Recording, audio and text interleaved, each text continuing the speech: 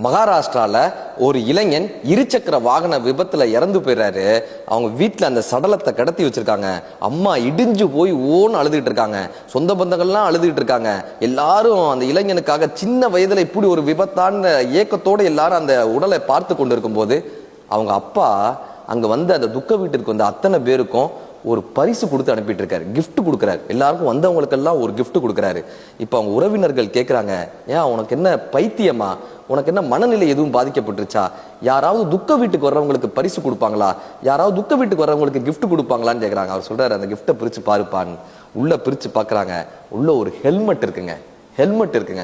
சொல்றாரு, நான் என் பையனை எவ்வளவோ முறை சொன்னேன், ஹெல்மெட் போட்டு போடா, ஹெல்மெட் போட்டு போடான்னு எத்தனையோ முறை சொன்னேன். என் பையன் கேட்கவே இல்லை. இன்னைக்கு இந்த நிலையில இருக்கான். எனக்கு வந்த நிலை இன்னொரு தந்தைக்கு வந்துடக்கூடாதுப்பா. இந்த ஹெல்மெட்டை பாக்குறப்பெல்லாம் என்னுடைய பையனுடைய நினைப்பு அவங்களுக்கு வரணும். இந்த மாதிரி நம்ம ஆகிடக்கூடாதுன்றதுக்காகவாது அந்த ஹெல்மெட்டை பயன்படுத்தணுன்றதுக்காக எல்லாருக்கும் இந்த ஹெல்மெட்டை வாங்கி வச்சேன்ப்பான்னு அந்த தந்தை சொன்னாராம். என்னால உங்களுக்கு ஹெல்மெட் வாங்கி தர முடியாதுங்க, ஆனால் இந்த கதையை உங்களிடம் கடத்த முடியும். நீங்கள் ஒவ்வொரு முறை உங்கள் இருசக்கர வாகனத்தை எடுக்கும் போதும் இந்த கதை உங்கள் நினைவுக்கு வரட்டும்.